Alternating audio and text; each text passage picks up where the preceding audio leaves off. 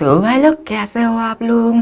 तो swallow star के next ई novel के एपिसोड नंबर 349 में आपका स्वागत है।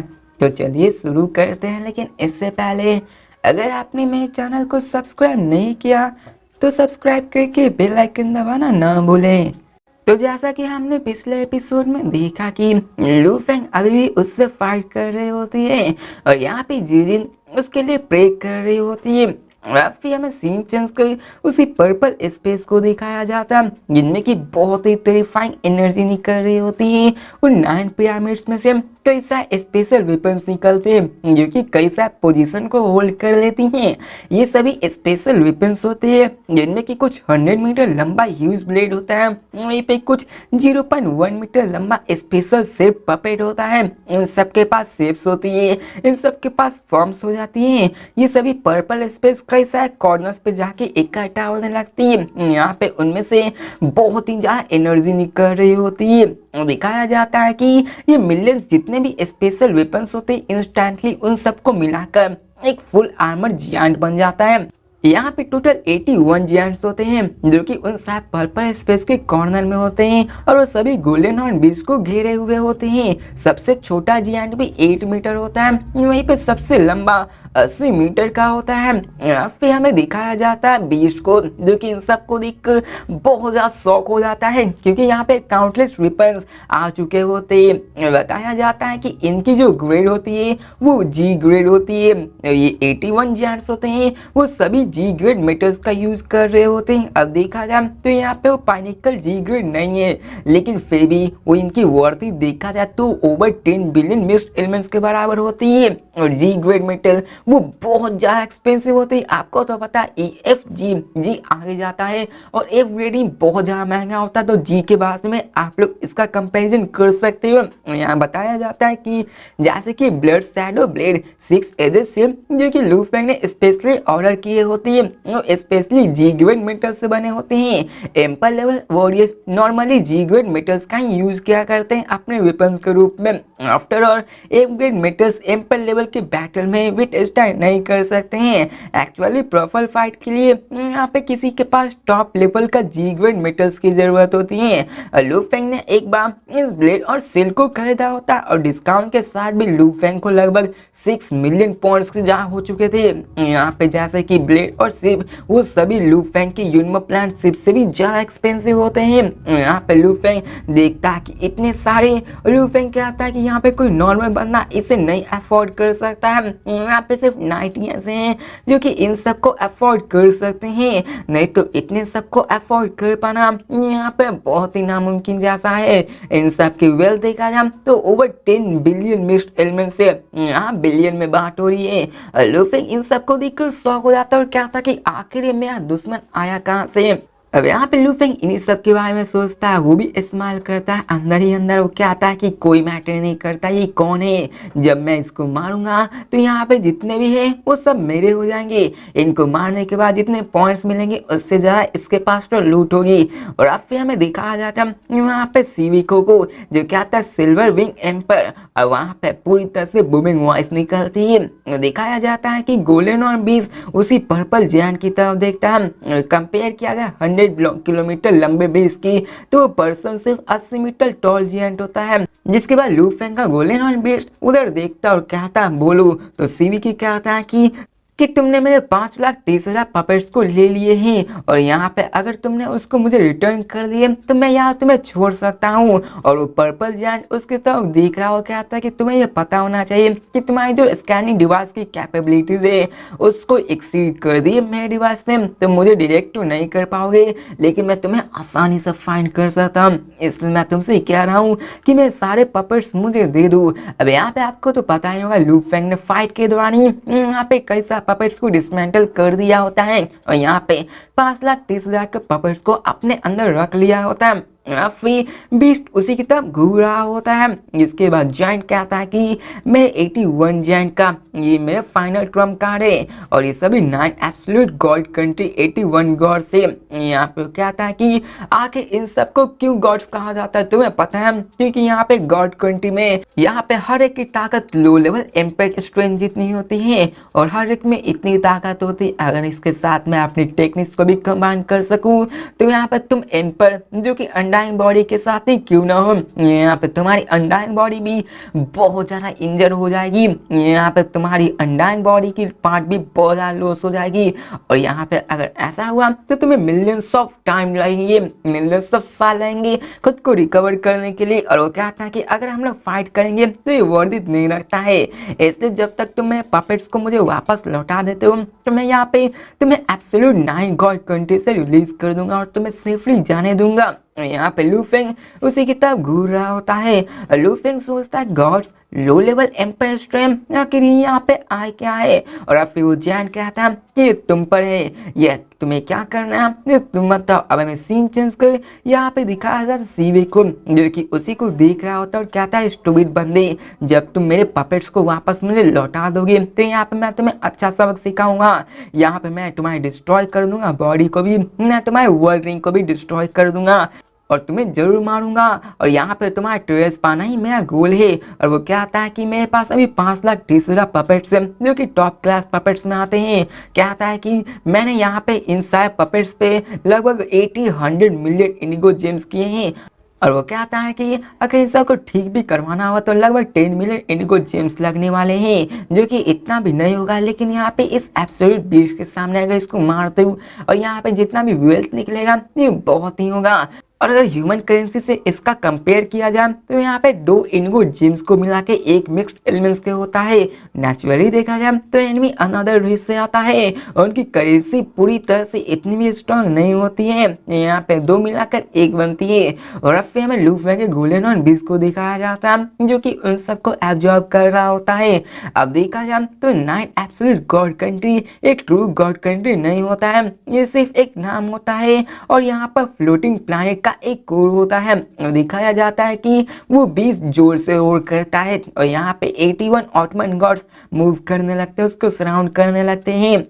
और यहाँ पे सबसे बड़ा गॉड गोल्डन हॉर्न बीस्ट की तरफ देखता है और कहता फाइट करना चाहते हो या फिर सरेंडर करना चाहते हो। बीस्ट जोर से हॉल करता है और कहता ऑटोमन अनडाइंग, क्या तुम्हें सच में लगता है कि मैं यहाँ पे स्टूपिड हूँ? तो ये सुनकर यहाँ पे कहता है कि तुम्हारी जवाब ने मुझे सच में डिसअपॉइंट किया है, तो चलो आज में 9 एब्सोल्यूट गॉड कंट्री को एंजॉय करो।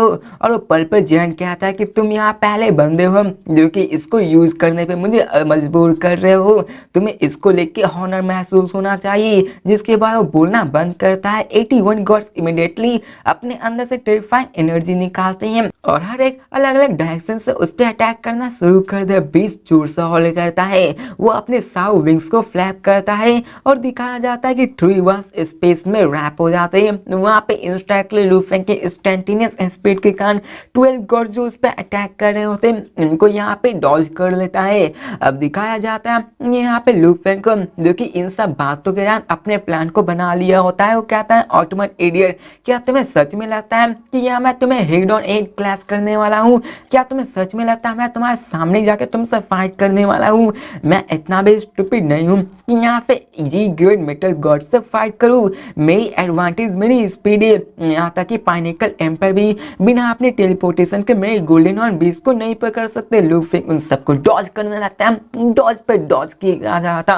81 गॉड्स जो देखा जाए बड़े हैं लेकिन फिर भी वो लू फेंग की गोल्डन हॉर्न बीस्ट का मुकाबला नहीं कर सकते हैं। अब दिखाया जाता है बीस्ट को जो कि अपने विंग्स को लेके उनके एक साइड ऑफ गॉड कंट्री की तरफ जाता है ताकि वो उस गॉड कंट्री को ब्रेक कर सके। अब विंग्स ब्लेड की तरह होता है, यहाँ पे वो किसी भी आने वाले रास्ते को काट सकता है। और रास्ते में सीवे को दिखाया जाता है जो कहता है गॉड कंट्री ट्रैप, और वो कहता है ये पावरफुल वेपन में मास्टर ने बनाया है, क्या तुम्हें सच में लगता है कि तुम इसको डिस्ट्रॉय कर दोते? तुम सपना ही देखते रहो। फिर हमें गॉड कंट्री के अंदर का सीन दिखाया जाता है जहाँ पर यह पर्पल ब्लैक स्ट्रेट वहाँ फाइट कर रहे होते। काउंटलेस स्ट्रेट यहाँ पे गोल्डन हॉर्न बीस्ट को पकड़ने की कोशिश कर रहे होते लेकिन बीस्ट उसे अवॉइड करने लगता है। लेकिन तभी लेकिन यहाँ पे एक ही जगह पे आखिर गोल्डन हॉर्न बीस्ट कितना रेसिस्ट कर सकता है। फिर से यहाँ पे आती है और वो गोल्डन हॉर्न बीस्ट को ट्रैप कर देती है और बीस्ट जोर से हॉल करता है और स्टॉल करने की कोशिश करता है। यहाँ पे दिखाया जाता है कि वहाँ पे फिर से उसको ट्रैप करने लगता है और दिखाया जाता है सिविको को, जो क्या आता है गॉड कंट्री टीयर। अब दिखाया जाता है उन 9 एब्सोल्यूट गॉड कंट्री में से जहाँ से 81 गॉड्स अपने आर्म्स को ब्लेड की तरह वेव करती है, जो कि स्लैशिंग तरह की अटैक होती है और यहाँ में वो सभी एक साथ अटैक करने वाले थे। लेकिन दिखाया जाता है कि वो जब ऐसा कर ही रहे होते हैं, उनके अटैक से जो 300 मीटर लंबा ट्रू ब्लड स्लैश बना होता है वो उस पूरे के पूरे स्पेस में आ जाता है। वैसे देखकर गोल्डन हॉर्स भी बहुत ज्यादा गुस्सा होता है और अगेंस्ट काउंटलेस पर्पल थ्रेड्स के काम वो भी यहाँ पे हेल्पलेस महसूस कर रहा था और वो कहता कि आखिर ये क्या है। और लू फेंग ने जब 300 metre normal looking blade fly को देखा होता तो उसकी आंखों में सीरियसनेस आ जाते हैं। वो क्विकली अपने विंग्स को क्लोज करता है ताकि वो अपने आप को बचा सके, उसके साउ विंग्स इन अटैक को डॉज कर सके। अब दिखाया जाता है कि एक नॉर्मली ब्लिंक ऑफ आई में ही वहाँ पे वो सिल्वर विंग्स से जाके टकराते हैं। गोल्डन हॉर्न बीस्ट जो कि अपने आप को एक अंडे की तरह उन सारे विंग्स से कवर किए हुए था, यहाँ पे वो विंग्स कंप्लीटली प्रोटेक्ट कर देता है बीस्ट को। यहाँ पे उस पर जरा सा भी खर्च नहीं रहता है, लेकिन बीस्ट वो बहुत ज्यादा दूर जाके नॉक आउट होता है। यहाँ पे लार्ज अमाउंट ऑफ फ्रेड्स जो कि उसको होल्ड आउट किए हुए थे वो भी इस पावरफुल फोर्स के कारण टूट चुके होते हैं और बीस्ट वहां पे बहुत ही दूर जाके गिरता है। अब यहाँ पे few hundreds of thousand of kilometre दूर जाके लू फेंग अपने विंग्स को खोलता है। अब देखा जाए तो यहाँ पे लू फेंग को गुदगुदी ही हो रही होती है क्योंकि यहाँ पे विंग्स ने उसके 90% फोर्स को डिफ्यूज कर दिया, जनरल फोर्स ने बाकी 10% के 90% फोर्स को डिफ्यूज कर दिया है। और यहाँ पर देखा जाए तो जितनी भी फोर्स होती है वो भी इतनी ज्यादा होती है कि लू फेंग थोड़ा सा हर्ट हो ही जाता है, जिसके बाद वो बेस्ट अपने विंग्स को फ्लैप करता है और वो उस मिड एयर में उसकी तरफ क्लोजेस्ट गॉड की तरफ जाता है जो कि 9 शिप में से एक होता है, ताकि किसी एक को भी डिस्ट्रॉय कर दिया जाए या फिर उसको बंद कर दिया जाए तो यहाँ पे लू फेंग बच सकता है। दिखाया जाता है कि लू फेंग गुस्से में होता है क्योंकि वहां पे उसके पीछे पर्पल थ्रेड्स फिर से आने लगते हैं जो कि गोल्डन हॉर्न बीस्ट को बांधने वाले हैं। यहाँ पे लू फेंग बहुत ज्यादा गुस्सा होता है। अब दिखाया जाता है कि लू फेंग फिर से तो इसमें नहीं पड़ने वाला है, लेकिन क्या करे वहां पे कई सारे काउंटलेस थ्रेड्स आने लगते हैं। फिर से बीस्ट को एक बार और पकड़ लेते हैं, उसी तरीके से सेम ट्रैप को उसमें फंसा लेते हैं और यहाँ पे लू फेंग का गोल्डन हॉर्न बीस्ट फिर से स्टोर करना शुरू कर देता है। यहाँ पे हमें टॉलेस्ट गॉड को दिखाया जाता है जो कि 80 मीटर का होता है। वो कहता है कि मेरे यहाँ पे एब्सोल्यूट 9 गॉड कंट्री में मेरे अटैक को विथस्टैंड कर सकते हो, मैं तुम्हारी स्ट्रेंथ की रिस्पेक्ट करता हूँ। तो चलो मैं सेकेंड अटैक को रिसीव करके देखता हूँ कि आखिर तुम कब तक मैं इस अटैक से बचते रहोगे, आखिर तुम्हारी लिमिट भी तो होगी। दिखाया जाता है फिर से एक थ्रिड पर्पल लाइट निकलती है जो कि बहुत ज्यादा कंडेंस होती है और वहां पे ह्यूज ब्लेड के साथ जिसमें कि space of fire law infuse होता है उस पर अटैक कर देते हैं। जिसके बाद दिखाया जाता है कि लू फेंग ने अपने उन्हीं विंग्स से अपने गोल्डन हॉर्न बीस्ट को कवर कर लिया होता है। जिसके बाद टॉलेस्ट गॉड दहाड़ते हुए कहता है कि अभी भी नहीं हुआ, तुम्हारी बॉडी अभी तक ठीक है, तो चलो मैं थर्ड अटैक कर लो, मुझे विश्वास नहीं कि तुम इसको ले पाओगे। अब देखा जाए तो इनसाइड डिफ्यूजन के बाद भी गोल्डन हॉर्न बीस्ट के भी मुंह से खून निकल रहा होता है क्योंकि देखा जाए तो इतने अटैक को वो भी नहीं सह सकता है। अब दिखाया जाता है कि हर एक अटैक जो भी होता है वो प्रीवियस से ज्यादा स्ट्रॉन्गर होता है। ये अटैक ऐसा लग रहा था जैसे कि कोई सॉलिड हैमर उन सारे बीस्ट के विंग्स पे अटैक कर रहा हो, लेकिन फिर भी यहाँ पे वो कुछ नहीं कर पाया। गोल्डन हॉर्न बीस्ट के यहाँ पे नाक कान आंख में से पूरी तरह से खून निकलने लगता है। वहां पे फिर से नॉक होता है और काउंटलेस परपेट्रस आके फिर से उसको बांध देते हैं, जिसके कारण गोल्डन हॉर्न बीस्ट बहुत ज्यादा गुस्से में हो जाता है। या फिर हमें सीन चेंज कर यहाँ सीवी का दिखाया जाता है जो कि अपने चेयर पे बैठा हुआ होता है और कहता है 3 कंसेक्यूटिव अटैक्स उसके बॉडी को डिस्ट्रॉय नहीं कर पा रही है। ये गॉड कंट्री में मास्टर ने पर्सनली क्रिएट किया है। ये तीनों अटैक पाइनिकल एम्पर लेवल के जितने होते हैं, यहाँ तक कि किसी के पास अंडाइन बॉडी भी क्यों ना हो, यहाँ पे वो अपने आप को बचा नहीं सकता है। आखिर इसकी बॉडी अभी तक टूटी क्यों नहीं, डिस्ट्रॉय क्यों नहीं। और वो कहता है कि जब तक इसकी बॉडी डिस्ट्रॉय नहीं होगी तब तक इसकी वर्डिंग नहीं आएगी। वो कहता है कि मैं अपने गॉड कंट्री से इंस्टेंटली इसके वर्डिंग को ले लूंगा ताकि इसके वर्डिंग को कोलैप्स किया जा सके। और वो कहता है यहाँ पे ह्यूमन सेक्टर और मैं तुम्हें पकड़ के लूंगा। और यहाँ पे वो उन्हीं सब के बारे में देखकर बहुत ज़्यादा हैरान हो रहा होता है। अब हमें दिखाया जाता है कि सीवी की बहुत ज़्यादा गुस्सा होता है। वो अपने fourth attack, fifth attack, six attack ऐसे ही करता जाता है। गॉड कंट्री बिल्डिंग अटैक जो कि उन्हीं में से अटैक होता है उस पर अटैक कर देता है। हमें दिखाया जाता है कि वो अपने नाइन्थ अटैक जो कि गॉड कंट्री का सबसे स्ट्रॉन्गेस्ट होता है उससे अटैक कर देता है। और हमें दिखाया जाता है कि वो अपने सबसे स्ट्रॉन्गेस्ट से अटैक कर देता है। यहाँ पे सारे वेपन्स को एक ही साथ कंबाइन करके उस पर अटैक कर देता है। और यहाँ पे वो सभी पर्पल स्पेस कोर के साथ में मेल्ट हो गए थे। और दिखाया जाता है कि वो सीधे गोल्डन हॉर्न बीस्ट की तरह बढ़ने लगता है। तो यहाँ पे स्पेस को भी चीरते हुए जा रहा होता है। दिखाया जाता है कि साउ विंग्स उससे टकराता है और यहाँ पे कहा जाता है पीस रहा है। वैसे ही वो दोनों में टकरार हो रहा होता है। अब देखा जाए गोल्डन हॉर्न बीस्ट यहाँ पे पाउडर में बन चुका होता है लेकिन यहाँ पे आउटर लेयर विंग्स यहाँ पे बिल्कुल भी अनडैमेज होता था। फिर बीस्ट को दिखाया जाता है जो कि बहुत ही पेन में होता है और यहाँ पे वो गुस्से में होता है और वो कहता है ऑटोमैट इडियट स्टूपिड बम, आखिर तुम्हारे पास कोई और मेथड नहीं है क्या? क्या तुम्हारे पास एक ही इस पर्पल थ्रेड से जो कि मुझे बांधने के लिए है? और यहाँ पे लू फेंग को बहुत ज्यादा गुस्सा आ रहा होता है। यहाँ पे वहाँ पे सीवी को भी दिखाया जाता है जो भी गुस्सा होता है और घबराया भी होता है कि यहाँ पे नाइन एब्सोल्यूट गॉड कंट्री भी उसकी बॉडी को डिस्ट्रॉय नहीं कर पा रही है। आखिर यहाँ पे उसे करना क्या पड़ रहा है? अब यहाँ पर उसका नाइट अटैक जो कि स्ट्रॉन्गेस्ट अटैक होता है गॉड कंट्री में, वहाँ पे अगर गिरने के लिए कहा जाए तो उसको इसके लिए बहुत ज़्यादा ह्यूज अमाउंट ऑफ पे करना होगा। और इस मूव को करने के लिए उसे लगभग 1 बिलियन इनिगो जेम्स गंवाने पड़ते हैं जो कि बहुत ज़्यादा होते हैं। और सीवी का भी हेसिटेट कर रहा होता है और कहता है कि क्या ये वर्थ इट करता है? अब 1 बिलियन इनिगो जेम देखा जाए तो ये ह्यूज सम होता है एम्पर लेवल का और यहाँ पे कोई भी इसको गंवाना नहीं चाहेगा। यहाँ पे कई सारे एम्प्रस तो अपने 5% अनडाइंग बॉडी को भी गंवाना पसंद करेंगे लेकिन इतना पैसा नहीं गंवा सकते। वो इन्हीं सब के बारे में सोच रहा होता है कि क्या ये वर्थ भी रखता है। यहाँ पे दिखाया जाता है कि सीवी का इन सारे के बारे में हेसिटेट कर ही रहा होता है और फाइनली गोल्डन हॉर्न भी यहाँ पे 9 अटैक फाइनली एक्सप्लोड कर देता है। और दिखाया जाता है कि 81 गॉड्स यहाँ पे लू फेंग ने 9 कंसेक्यूटिव अटैक्स को सहा होता है। वो बहुत ही पागल हो चुका होता है, गुस्से में होता है। यहाँ पे वो कहता है कि मेरा बारी आ चुका है। वो कहता है अलीना और यहाँ पे अलीना कहती है मास्टर। वो कहता है लू फेंग ऑर्डर करता है बग क्वीन को अपने इंटरनल वर्ल्ड में कि यहाँ पे 1 मिलियन टाइगर आर्मर किंग्स को कंबाइन अटैक के साथ अपने स्ट्रॉन्गेस्ट अटैक के उन सारे पर्पल प्लेस को ब्रेक थ्रू करो। यहाँ पे इन सारे 9 पिरामिड्स को डिस्ट्रॉय कर दो। यहाँ पे जितने भी 9 पिरामिड से उनमें से किसी एक को चूज कर उसको अटैक करके उसको डिस्ट्रॉय कर दो। तो अलीना कहती ठीक है। हमें दिखाया जाता है कि वहीं पे large amount of countless bug appear हो जाते हैं जो कि पूरे गोल्डन और बीस के चारों तरफ होते हैं और हर एक टाइगर आर्मर किंग होता है जो कि 26 मीटर लंबा होता है। वो लोग ठीक आर्मर में कवर होते हैं और लू फेंग ने फाइनली अपने इसी बग क्वीन को अपने ट्रम्प कार्ड के रूप में यूज कर लिया होता है क्योंकि लू फेंग पूरी तरह से गुस्सा हो रहा था क्योंकि उसके ट्रेड उसको पकड़ रहे हो तो उस पर अटैक करा। लू फेंग फिर से पीछे जाता, फिर से ट्रेड पकड़ते हैं, फिर से उस पर अटैक करता, फिर से लू फेंग पीछे जाता। ऐसे किसी के साथ होगा तो सबको इरिटेट हो ही जाएगा।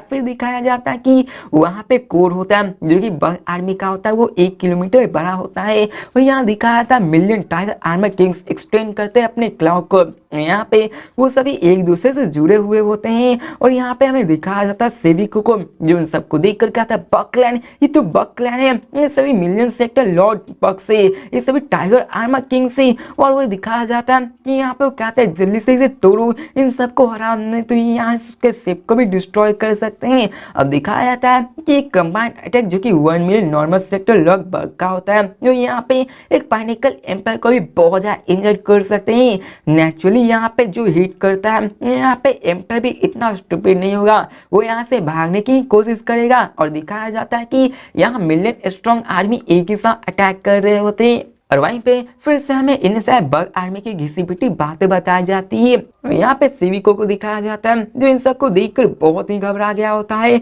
और यहाँ पे उसके माइंड में कई सारे ऑप्शन आने लगते हैं। उसके पास एक रास्ता आ जाता है कि यहाँ पे उसके पास 8 मिलियन ऑटोमन पपेट से, जो कि इंसेक्टल और बग से फाइट कर सकते हैं, जो कि इफेक्टिव हो सकता है, लेकिन उन सबको रिलीज करना पड़ेगा जिसके बारे में दिखाया जाता।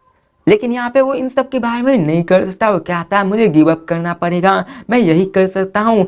मैं सिर्फ सिल्वर विंग एम्पर को जाते हुए देख सकता हूँ, जिसके बाद वो डिसीजन कर लेता है कि सिल्वर विंग एम्पर तुम इस बार बहुत ही लकी हो, क्योंकि यहाँ पे तुम्हारे पास वो ह्यूमंस था और तुम भी अभी बहुत ही लकी हो। अब यहाँ पे मैं आपको बता दूंगा क्या, अब यहाँ पे वो ज़्यादा अपना नुकसान नहीं करवाना चाहता था। उसे पता था कि इतने मिलियन सेक्टर और आर्मी के साथ उसका मुकाबला नहीं हो सकता, इसलिए वो इसके खिलाफ छोड़ दिया होता है कि अगर उसका और भी नुकसान होगा और यहाँ पे लू फेंग चला भी जाता है तो उसको क्या ही फायदा होगा, उसको बिलियंस ऑफ मिक्स्ड एलिमेंट्स का नुकसान हो जाएगा, जो कि उसके लिए बहुत ज़्यादा हो जाएगा। इसलिए वो इन सब के बारे में छोड़ देता है कि इस बार ये गोल्डन सिल्वर विंग एम्पर बहुत ही लकी है कि यहाँ पे इसके पास है। तो मिलते हैं नेक्स्ट वीडियो में और देखते हैं कि आगे क्या होने वाला है। क्या सच में वो उसको ऐसे ही छोड़ देगा, क्योंकि लू फेंग उसके 9 शिप में से एक शिप को भी अपने पास रख लेता है। उसके 9 गॉड कंट्री को बनाने के लिए हर एक शिप का रहना बहुत ही जरूरी है।